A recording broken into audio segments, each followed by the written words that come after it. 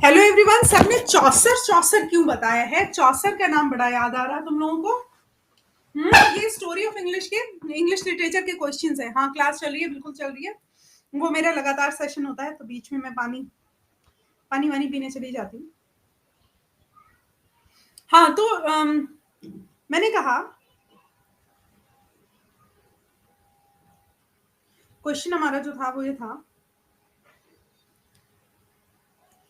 Who is considered as the first English poet. और तुम लोगों ने आंसर क्या दिया है? Father of English literature. तो दोनों चीजें जो हैं वो फर्क है। एक मिनट।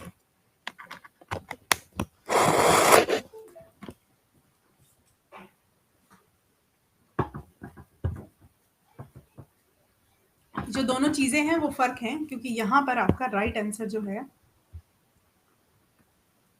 वो हो जाएगा Caedmon.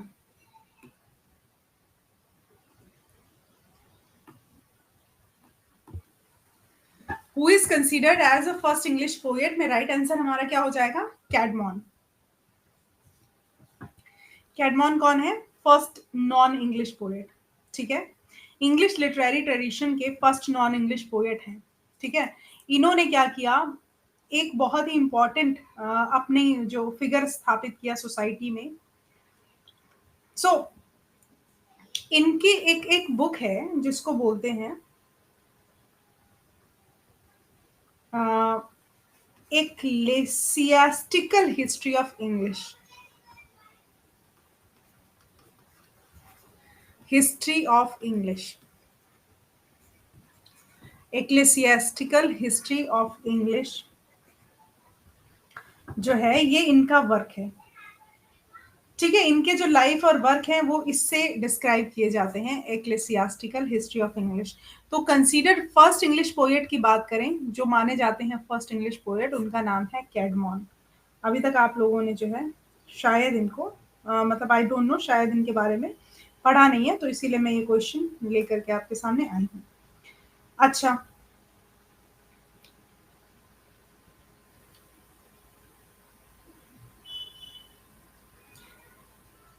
Who is Chaucer now? हाँ जी। अब अब चौसर जो है वो क्या है कि वो उनको क्या माना जाता है? इंग्लिश पोएट हैं और फादर ऑफ इंग्लिश लिटरेचर माने जाते हैं। ठीक है, तो ये जो चौसर हैं वो क्या माने जाते हैं? Father of English literature. Father of English literature. और पता है सबको कि द कैंटरबरी टेल्स जो है ये सबसे ज्यादा इनका पढ़ा जाने वाला वर्क है, literature, father of English literature. तो ये चौसर अलग हैं। ठीक है, मिडिल इंग्लिश के ये चौसर जो है वो अलग है और ये अलग है, तो ये अब ये याद रहेगा। अब दूसरा क्वेश्चन आता है हमारा, उसको देखते हैं।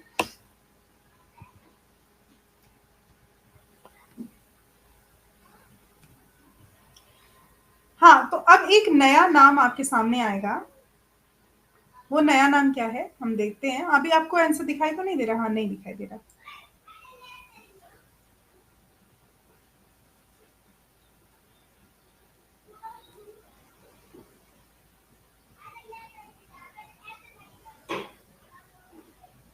एक minute guys,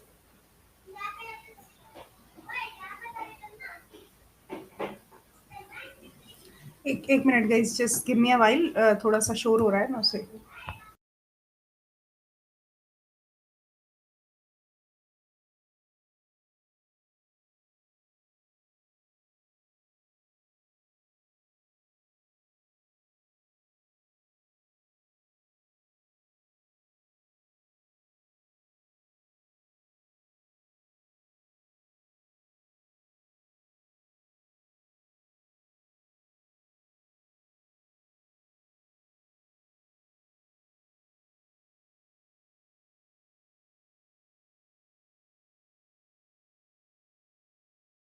okay, now the question is who.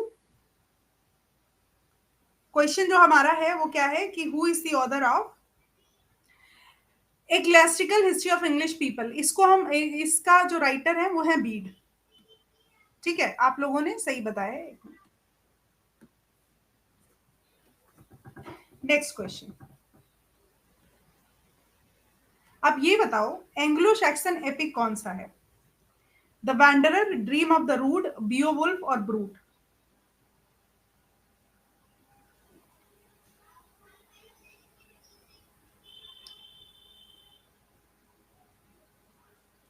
देखो, name of the Anglo Saxon epic, the right answer is Beowulf. Bear wolf नहीं, बियोवुल्फ। आप लोगों ने आंसर देख लिया क्या?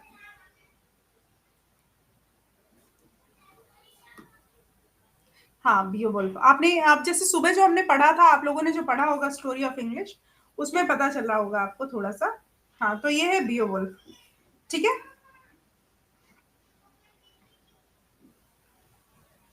अच्छा, ये ओल्ड इंग्लिश लिटरेचर का बहुत इंपॉर्टेंट पार्ट है। ओल्ड इंग्लिश लिटरेचर का बहुत इंपॉर्टेंट पार्ट है। नेक्स्ट क्वेश्चन, हाँ, ये थोड़ा सा इंपॉर्टेंट है, इसके बारे में आपको पता होगा। The 100 years of war between,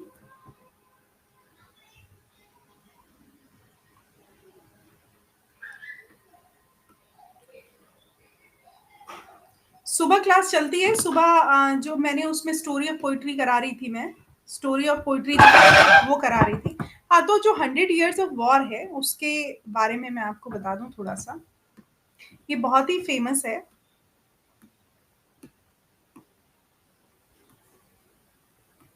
ये बहुत ही फेमस है, और ये वॉर जो है, ये इसका जो टाइम पीरियड है 100 years ऑफ वॉर, इसका टाइम पीरियड है 1337 से 1453। ठीक है, कुल मिला के 1453, कुल मिला के 116 साल का वॉर हो गया ये, है ना। तो ये बेसिकली इंग्लैंड और फ्रांस के बीच का था। ठीक है, जो इंग्लैंड ने फ्रांस की गद्दी को लेने के लिए किया था, मतलब एक तरीके से टेरिटरी पे कब्जा करने के लिए जो किया था, वो 100 years वार था, काफी इंपॉर्टेंट था। ठीक है, तो इसका ये वाला टाइम पीरियड है। कौन सा टाइम पीरियड है, किस उसमें आता है, ये आप बता देंगे। मिडल, ओल्ड, मॉडर्न, ये सब बता देंगे। नेक्स्ट क्वेश्चन है, इन विच ईयर किसान आंदोलन, किसान आंदोलन की डेट क्या है? 1381, 1300, 1350 और 1400। In which year the peasant revolt happened?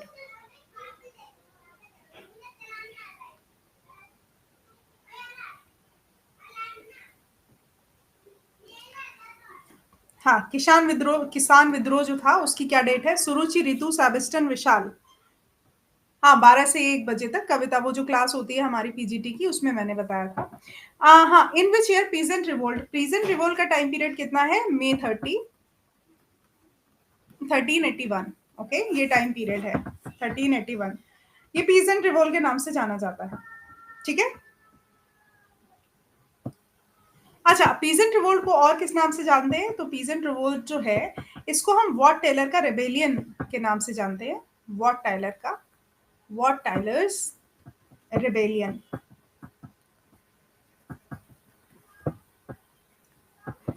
या फिर इसको हम बोलते हैं great rising. Right, Wat Tyler का या तो रिबेलियन हो गया या ग्रेट राइजिंग। तो टाइम पीरियड क्या है? 1381। चलिए, हाँ, ये सबको पता होगा। Who is the author of Piers and प्लूमैन?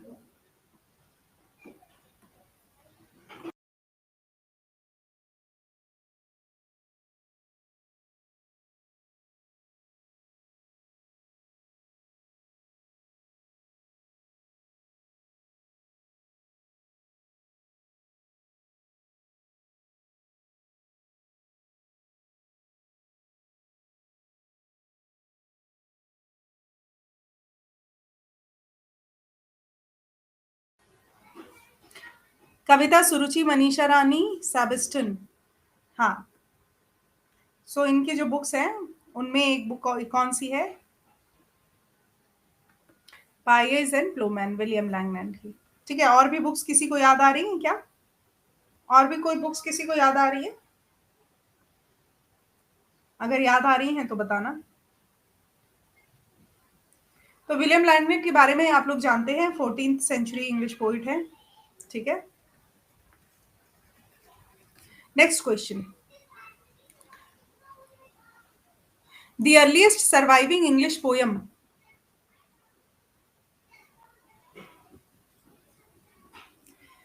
Earliest surviving English poem किसको मानते हैं?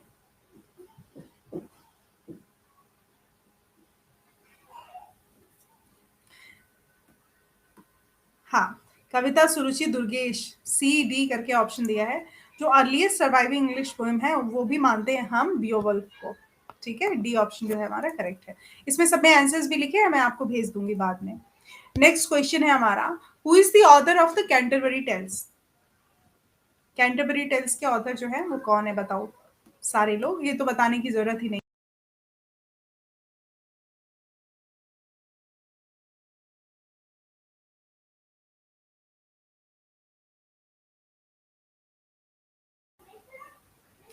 हाँ जी, चौसर का टाइम पीरियड क्या है, और चलो मैं आपको बता देती हूँ। Who is the author of the Canterbury Tales. Canterbury Tales के जो ऑथर हैं वो है कौन, जेफरी चौसर।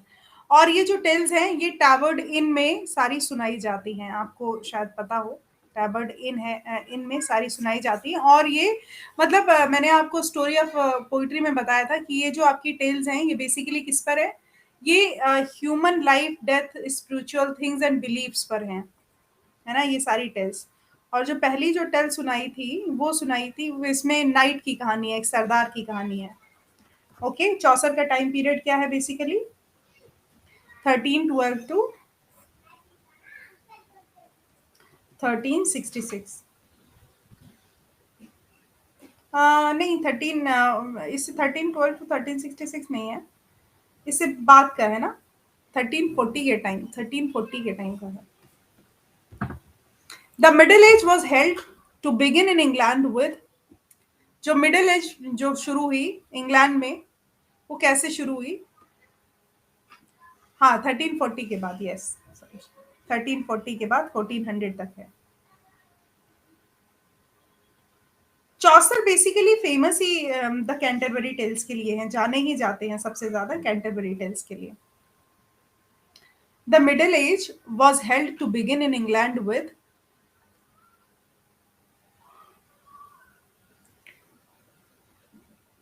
ये नॉर्मन कॉन्क्विस्ट जो हुआ था ना, नॉर्मन कॉन्क्विस्ट उससे, ठीक है, जो मेडाइवल पीरियड है वो नॉर्मन कॉन्क्विस्ट के थ्रू। और नॉर्मन कॉन्क्विस्ट में क्या था, विलियम जो था नॉर्मेंडी का, जो विलियम था वो किंग हेरोल्ड पे आक्रमण कर रहा था। सो ये काफी फेमस है, द नॉर्मन कॉन्क्वेस्ट से मिडिल एज बिगिन होती है। एक मिनट, इसका आंसर भी नीचे लिखा हुआ है।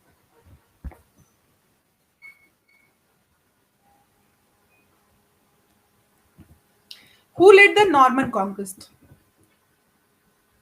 Who led the Norman conquest?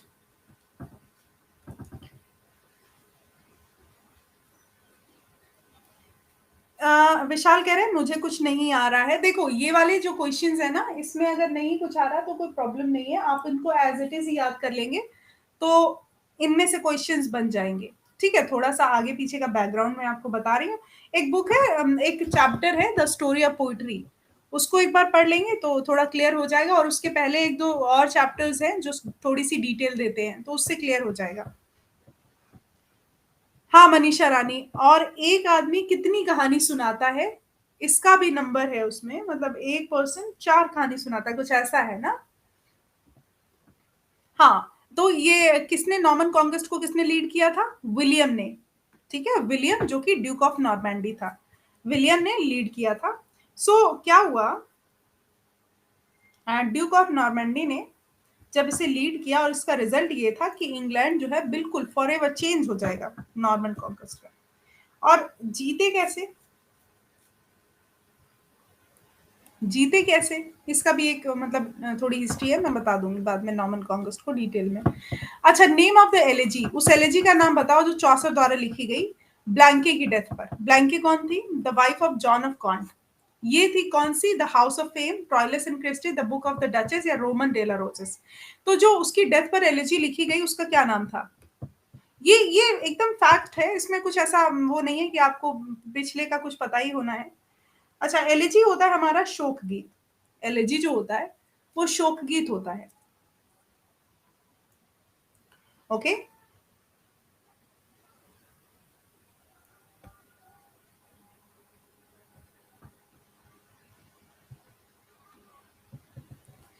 देखो इसमें जो शोक गीत की बात कर रहे हैं, इसमें the Book of the Duchess है। The Book of the Duchess है, ट्रायलस एंड क्रिस्टी नहीं है। जो एलेसी लिखी उसका नाम था, एलिजी जो लिखी उसका नाम था the Book of the duchess. उस टाइम मुझे भी ट्रायलस एंड क्रिस्टी लग रहा था, मैं भी कंफ्यूज हो रही थी, बट द राइट आंसर था the Book of the Duchess. Okay, so जो एलिजी चौसर ने लिखी है ब्लैंकी की डेथ पर, जो कि जॉन ऑफ गॉन्ट की वाइफ थी, उनका नाम, उस बुक का नाम है the Book of duchess. When did the general prologue of Canterbury Tales compose? ये याद रखने वाली बात है। The general prologue of Canterbury Tales compose.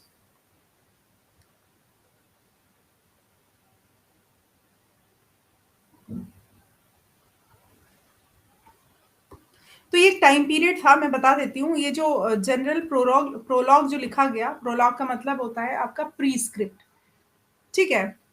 Prologue का मतलब होता है प्री स्क्रिप्ट, जो स्टार्टिंग में लिखी जाती है।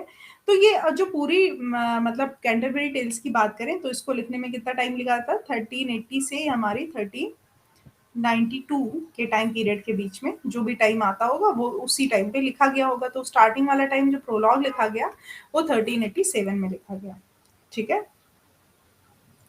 1387 में लिखा गया। हाँ, the first English printer. Answer तो आपने देख लिया होगा। हाँ, तो क्वेश्चन है the first English printer who set up printing press in 1476।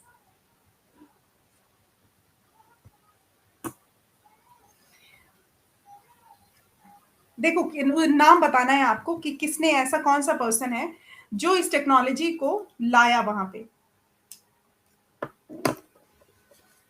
मतलब इंग्लिश इंग्लैंड में जो इस टेक्नोलॉजी को लाया उसका क्या नाम था? ये भी इंपॉर्टेंट क्वेश्चन है। तो उसका नाम था कैक्सटन, विलियम कैक्सटन सैबिस्टन। हाँ, तुम लोग बहुत होशियार हो, तुम लोग बिल्कुल चीट नहीं करते, बिल्कुल आंसर की तरफ नहीं देखते।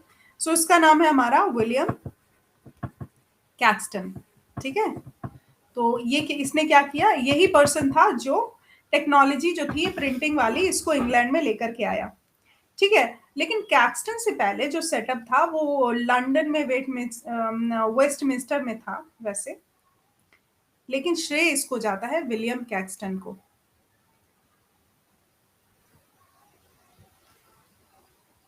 अच्छा, अगर फर्स्ट प्रिंटिंग बुक जो प्रिंट करी है वो भी कैक्सटन ने ही करी है, ठीक है? और उसकी बुक का जो नाम था, एक मिनट, पहली जो फर्स्ट प्रिंटिंग बुक जो है विलियम कैक्सटन ने ही प्रिंट करी है। He printed the book for the first time.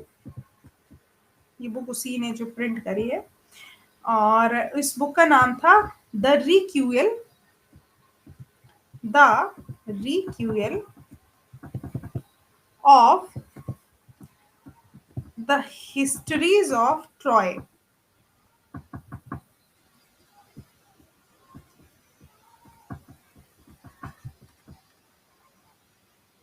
Troy, ये बुक थी जो उसने प्रिंट करी थी for the first time. Okay, in which year the first printing page was set up in England? ये आप लोगों का जाना पहचाना क्वेश्चन है। इसको नहीं तो मैं इस सेशन में 3 से 4 बार करा चुकी होंगी।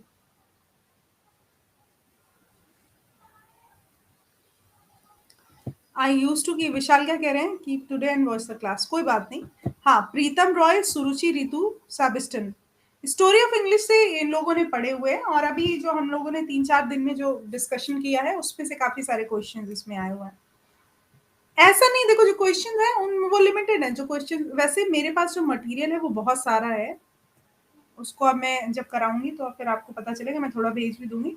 हाँ, तो ये सबको डेट याद थी 1476। ये क्वेश्चन है a short traditional and popular story in words of unknown authorship. जो शॉर्ट ट्रेडिशनल और पॉपुलर स्टोरी है वर्ड्स में, उसको क्या कहा जाता है? लिरिक, बैलेड, एलेजी, सोनेट, क्या कहा जाता है वो बताना है।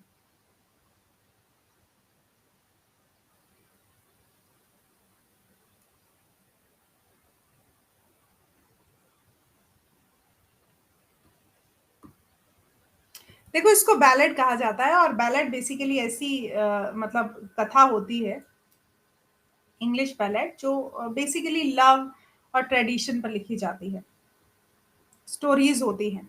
ओके, सो इसमें बी ऑप्शन जो है वो करेक्ट है। Who wrote treatise on the astrolabe?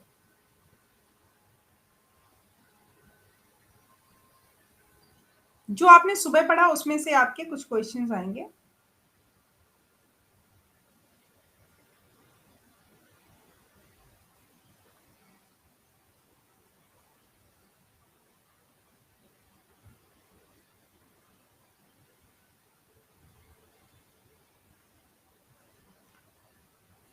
हाँ, किसने लिखी, क्या नाम याद आ रहा है?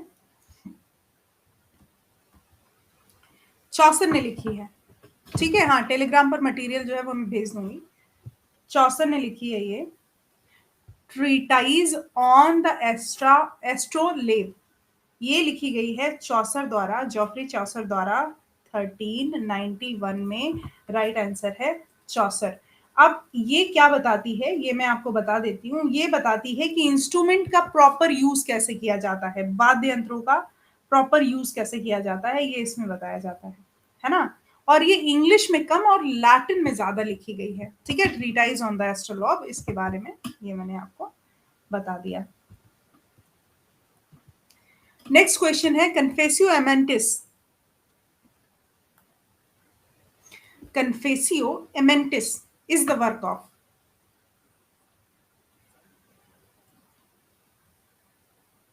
गोवर, चौसर, लैंगलैंड और रॉबर्ट बर्न। ये जो कन्फेसियो लिखा हुआ है ये इंग्लिश में नहीं है।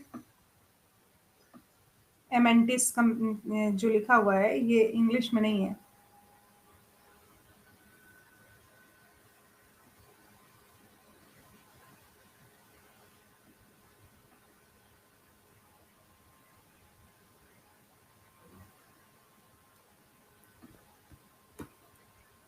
क्या कह रहे हैं? No audio no video. Suruchi दोबारा से आप करो इसको। हाँ, ये थे, देखो, जो कन्फेसियो एमेंटिस है ये चौसर के फ्रेंड थे और इनका नाम था जॉन गोवर। चौसर के फ्रेंड थे और इनकी भी राइटिंग का टाइम पीरियड उन्हीं के आसपास है, मतलब उनका 1400 तक है और इनका 1386 से 1390 तक के बीच में इन्होंने लिखी है, इस टाइम पीरियड में। और ये जो है गोबर जो है ये एक तरीके से गोबर नहीं है ये जो है कॉन्टेम्परेरी, इस समकालीन चीजों पे ज्यादा लिखते थे, है ना। और ये ट्राइलिंगुअल पोइट माने जाते हैं। इंपॉर्टेंट चीज इसमें ये है कि जॉन ग्रोवर जो है, गोवर जो है, वो ट्राइलिंगुअल, जो ट्राइलिंगुअल मतलब तीन भाषाओं का यूज करते थे, ट्राइलिंगुअल थे ये। यहाँ पे मैं एक्स्ट्रा एड इंफॉर्मेशन में लिख देती हूँ। 3 लैंग्वेजेस में, एक तो फ्रेंच हो गया, एक लैटिन हो गया, और एक आपकी मिडल इंग्लिश, मतलब इंग्लिश हो गया। अब इंग्लिश भी किस टाइम की? Middle English. So English 3 languages हो गई और इनकी इंग्लिश थी मिडल इंग्लिश। ओके। और जो कन्फेशियो था, कन्फेशियो एमेंटिस, वो बहुत ही मतलब डिटेल्ड वर्क था इनका, काफी इंपॉर्टेंट वर्क था। ओके, मैग्ना कार्टा क्या होता है? मैग्ना कार्टा, ब्रिटेन का मैग्ना कार्टा, जिसमें सारे रूल्स एंड रेगुलेशंस थे और मोडस ऑपरेंडी थी चीजों की। तो वो कब साइन किया गया? 1210, 1214, 1200 एंड 1239। मैग्ना कार्टा की डेट क्या थी? ये हमने हिस्ट्री में भी पढ़ा हुआ है। क्या कह रहे हैं? हिस्ट्री ऑफ इंग्लिश लिटरेचर के लिए बुक नहीं, बुक नहीं लेनी पड़ेगी। अगर बुक ले भी ली तो उसमें ऐसा कुछ मिलेगा नहीं। ये जो बुक्स हैं आपके पास इसकी मतलब एनसीईआरटी की और बिहार की जो सिलेबस की बुक्स हैं, बस वही, अलग से कोई बुक लेने की जरूरत नहीं है। उन्हीं को 2-3 बार पढ़ लो, उन्हीं से क्वेश्चंस मिल जाएंगे और मटेरियल मैं आपको दे दूंगी। ठीक है, ये मैग्ना कार्टा साइन किया गया 1214 में। Who did start the 100 years Wars? हाँ, 100 years वॉर जो है फ्रांस के साथ शुरू किसने किया? Edward first, Edward 11th, Edward third, Edward fourth. Who did start the 100 Years' War with France?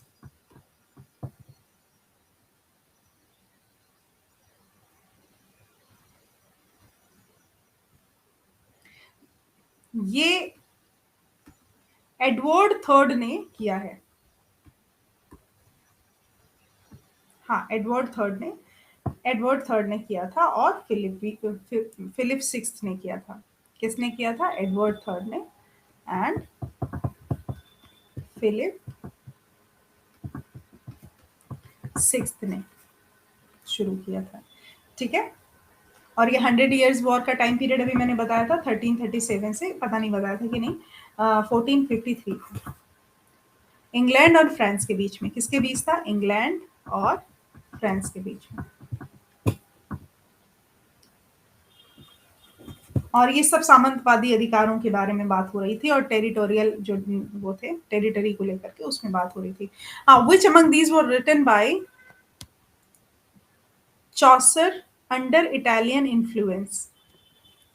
Italian influence में सुबह मैंने आपको बताया था कि चौसर ने कुछ चीजें जो है इटालियन इन्फ्लुएंस में लिखी। कौन सी थी वो चीजें?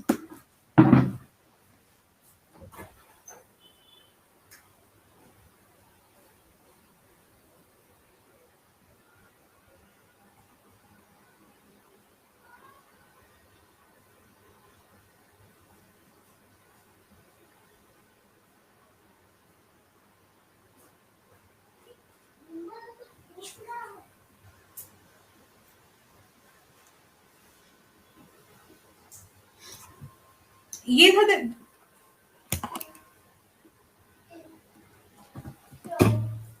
हाँ, ये था the legend of good will. ये था द लेजेंड, याद रखने वाली बात है।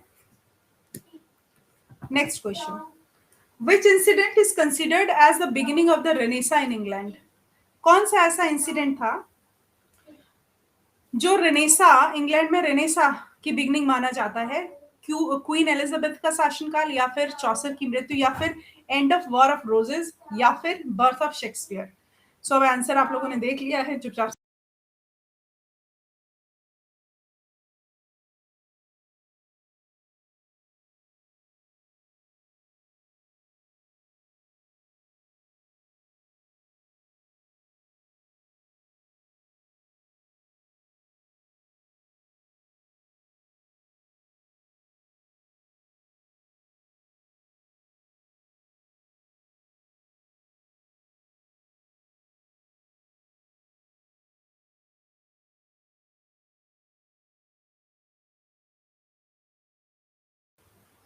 हाँ, क्या कह रहे हो? हिस्ट्री ऑफ इंग्लिश लिटरेचर के लिए कौन सी बुक लेनी है?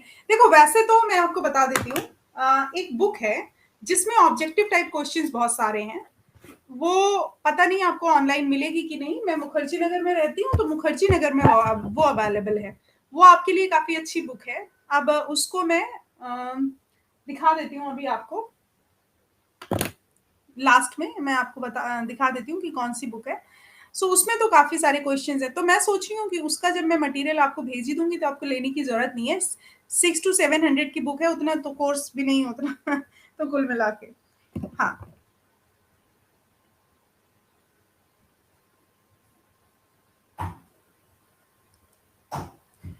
तो टेलीग्राम लिंक अभी मैं आपको ऐड ऑन कर देती हूँ। देखो, which incident is considered as the beginning of the Renaissance in England? ऐसा कौन सा इंसिडेंट था जो रेनेसा की बिगिनिंग था?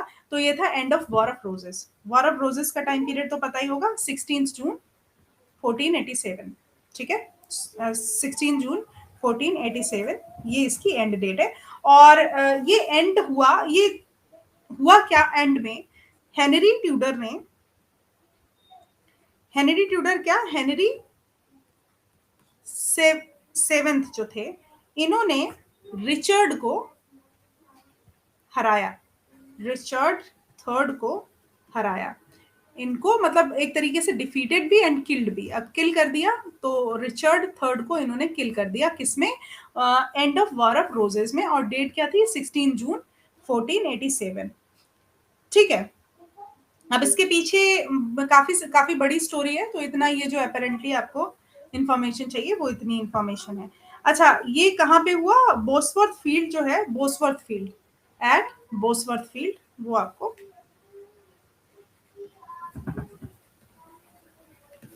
22 अगस्त 1485 में खत्म हुआ जाके 1487 में। In which year did the War of Roses and?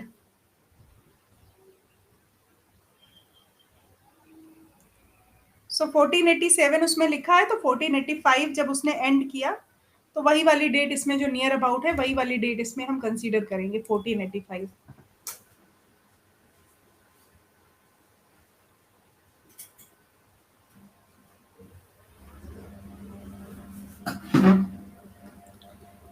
Next question, in which year did the battle of Wordsworth field and? वो भी इसी से संबंधित था, जो अभी मैंने आपको बताया, थोड़ी सी डिटेल जो मैंने दी थी वो इसी से रिलेटेड था, ठीक है। In which year did the battle of Wordsworth field, ये इसी से रिलेटेड था, end of War of Roses से। और ये जो बैटल हुआ था end of War of Roses, ये उसी फील्ड में हुआ था, तो इसका भी टाइम पीरियड वही रहेगा, 1485, है ना। हेनरी क्या था वो, हेनरी सेवेंथ ने किसको हराया था? रिचर्ड थर्ड को, यहाँ पे 1485, यही होगा राइट आंसर। नेक्स्ट है, in which period is considered the height of English Renaissance? English Renaissance का टाइम पीरियड कौन सा माना जाता है, आपको बताना है। इंग्लिश रेनेसा का जो टाइम पीरियड है कौन सा माना जाता है? डेट्स को अगर एक दो बार बाद जो है, एक दो बार अगर पढ़ेंगे तो याद हो जाएंगी। देखो, इंग्लिश रेनेसा का पीरियड आपको याद करना पड़ेगा। देख लिया था क्या तुम लोगों ने? हाँ, ये पीरियड है आपका 1550 टू 1600, जिसने देख लिया था उसके लिए।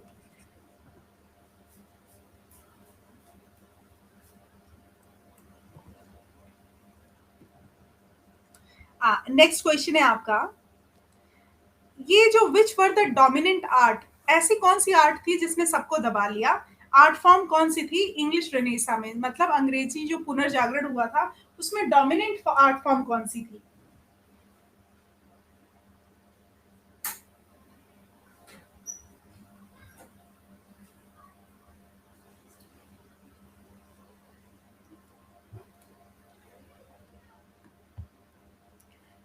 यस, वो थी literature and music. Dominant art form कौन सी थी? Literature and music. Who wrote Astrophel and Stella? जल्दी से बताते रहो आप।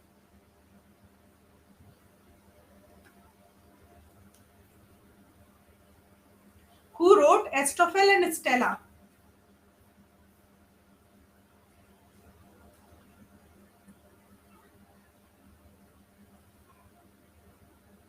देखो, एस्टोफिल एंड स्टेला मैंने सुबह जो है वो आपको कराया था, अगर याद हो। ये लिखी थी फिलिप सिडनी ने।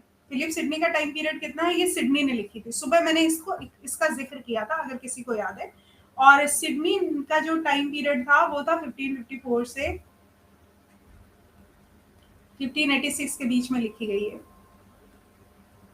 एस्टोफिल एंड स्टेला। ओके,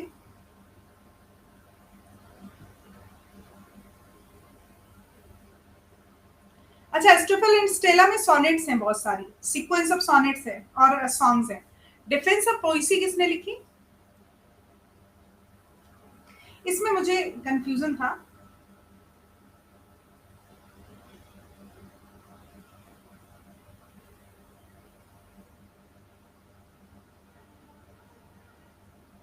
क्योंकि ये जो है ना, ये सिडनी ने और शेली ने दोनों ने लिखी है, मतलब एक एक ये है फिलिप सिडनी वाली, और एक शेली वाली है, मतलब दो हैं, मतलब सेम नाम से, द डिफेंस ऑफ पोइसी, उसका कुछ और नाम है, इसका कुछ और नाम है। ठीक है, तो 1595 में पब्लिश हुई, फिलिप सिडनी ने लिखी, 1595। नेक्स्ट है, हु रोट द फेरी क्वीनी?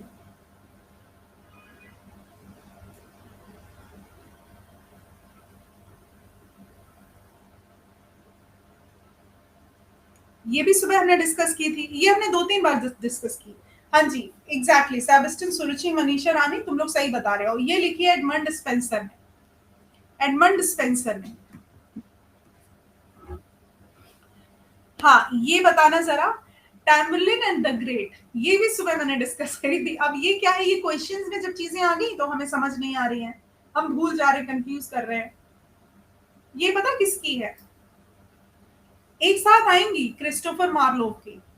ये टैम्बरलिन जो है ये क्रिस्टोफर है, टैम्बरलिन द ग्रेट, इतने ग्रेट थे कि इनकी मार पड़ गई क्रिस्टोफर द्वारा। ठीक है, टैम्बरलिन द ग्रेट याद रहेगा, क्रिस्टोफर मार्लोव ने इन्हें मारा, यही है ना राइट आंसर? हाँ ठीक है। अच्छा, हीरो एंड द लेंडर किसने लिखी? जल्दी जल्दी बताने लगना अभी। वो लिएंडर थे, तो फिर से उनकी मार पड़ गई।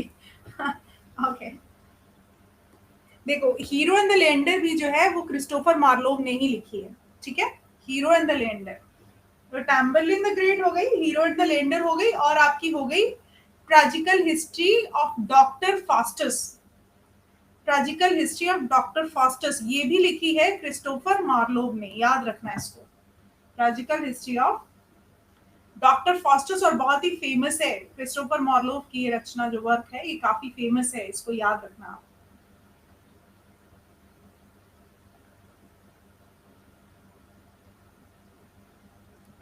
अच्छा, डीडो क्वीन, देखो लगातार चार थी। Dido Queen of Carthage, Dido Queen of Carthage ये भी हमारे क्रिस्टोफर मार्लोव की थी। अब बैक टू बैक थी, वो सारी आप लोग एक बार देख लेना। देखो ये है Dido Queen of Carthage, Christopher Marlowe, दीदी कहते थे ये इनको। ट्रेजिकल हिस्ट्री, मतलब डॉक्टर फास्टस में डॉक्टर फास्ट इसके हीरो है, ये भी ट्रेजिकल हिस्ट्री है, ट्रेजिकल है। और हीरो एंड लिएंडर और टैम्बरलिन द ग्रेट, ये चारों जो है वो किसकी है? क्रिस्टोफर मार्लोव की, याद कर लो इस टाइप से। हाँ, नेक्स्ट जो हमारी है ये कॉमेडी ऑफ ह्यूमर्स, बेहतरीन है कॉमेडी ऑफ ह्यूमर्स, इसमें ह्यूमर्स का एक बहुत बड़ा संगम है। So Oscar Wilde, Ben Jonson, Geoffrey Chaucer, William Shakespeare. So humour, comedy of humours जो है वो किसकी है? ये इंपॉर्टेंट है, फेमस है, ये है हमारे, यस, विशाल कविता साबिस्टन। जो भी बच्चे आंसर दे रहे हैं वो दे सारे सही रहे, पता नहीं कैसे सही दे रहे हो तुम लोग को, आधों को तो रटा होगा चीजें, क्योंकि काफी दिनों से पढ़ा है। यूटोपिया, यूटोपिया किसने लिखी? यूटोपिया बहुत ही फेमस है। यूटोपिया का मतलब पता है आपको? यूटोपिया का मतलब होता है एक ऐसी इमेजिनरी सोसाइटी जहां पे लोग बहुत खुश है। यूटोपिया एक ऐसी इमेजिनरी सोसाइटी जहां पर लोग जो है वो बहुत खुश है, वो यूटोपिया है। किसने लिखी है? Shakespeare, Edmund Spenser, Philip Sidney, Thomas More. बताओ बताओ। ये थॉमस मोरे की बहुत ही इंपॉर्टेंट बुक है, ठीक है? नहीं, शेक्सपियर की नहीं है, ये है थॉमस मोरे की। यूटोपिया, यूटोपिया में मैंने आपको क्या बताया है? ये इमेजिनरी सोसाइटी की बातें करते हैं जहां पे सब everybody is happy where. Essay of studies किसने लिखी? Philip Sidney, Thomas More, Francis Bacon, Edmund Spencer.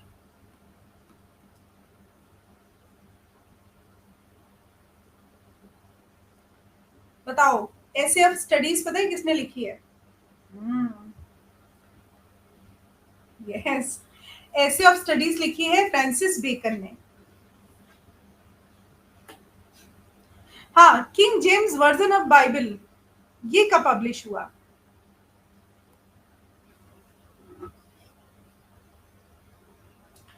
King James version of Bible जो पब्लिश हुआ वो हुआ 1611 में। कब हुआ? 1611 में। कौन सा टाइम पीरियड था?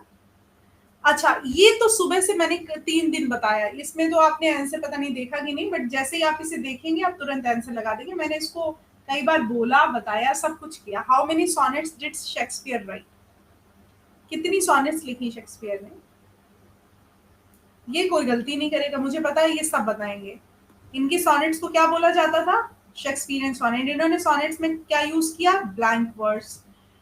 इनकी सॉनेट सबकी सॉनेट से अलग मानी जाती थी। Find the odd one out, एक टाइम के सारे लोग हो गए, मार्लो हो गए, ग्रीन हो गए, थॉमस नाशे हो गए, और शेक्सपियर अलग हो गए। ये सुबह मैंने ग्रुप बताया था, उस ग्रुप में ये नाम लिया था, शेक्सपियर नाम नहीं लिया था, तो वही राइट आंसर हो जाएगा। Who wrote the play every man in his humour? Every man in his humour ये किसने लिखा, बताना।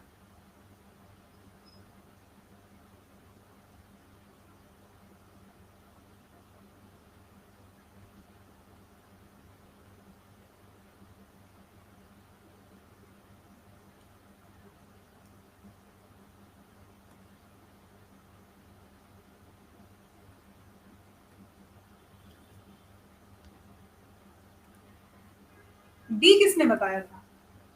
डी बताया था सैबिस्टन ने, स्नेहलता ने।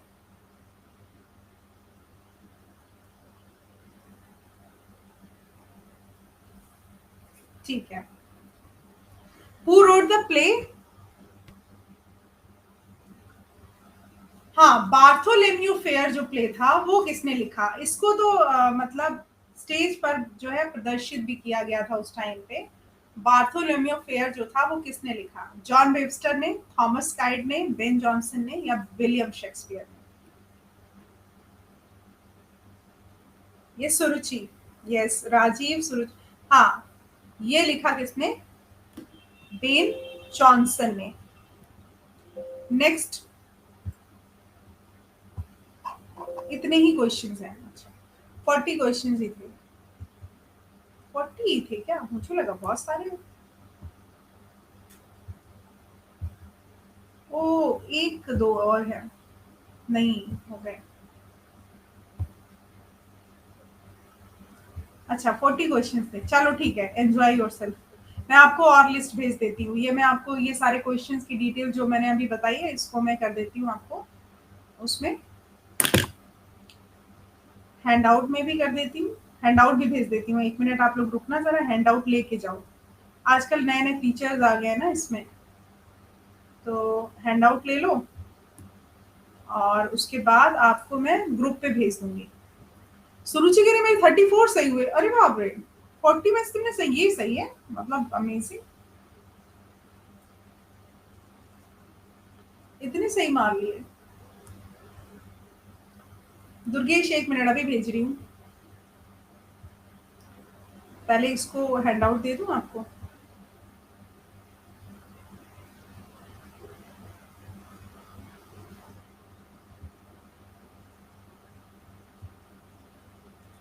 कुछ दिखे नहीं, कुछ गलत हुए। अच्छा अच्छा। ओके।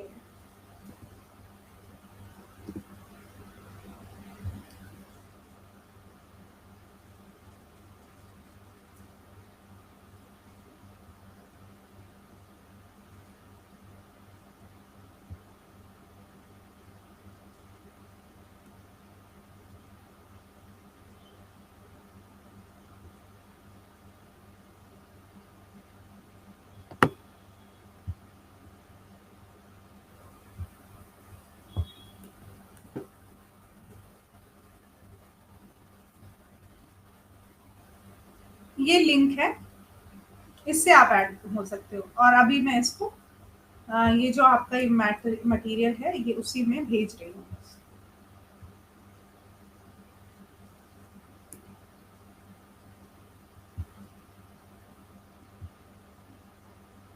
एक तो ये अभी वाला मैंने भेज दिया, और आप लोग अब जा सकते हैं। मैं मटेरियल भेज रही हूँ, जिसको मटेरियल मिल गया है वो जो ग्रुप में है वो भी छोड़ सकता है क्लास। और द स्टोरी ऑफ पोइट्री जो है पीडीएफ, वो भी मैं भेज रही हूँ क्लियर वाला आप लोगों को, जो सुबह हमने कराया था। हाँ, अब देखो आप लोगों को जो मैंने अभी कराया है और जो मैंने the story of poetry PDF भेजा है वो दोनों ही पढ़ लेना। वो दोनों ही आप लोग पढ़ लेना सारे।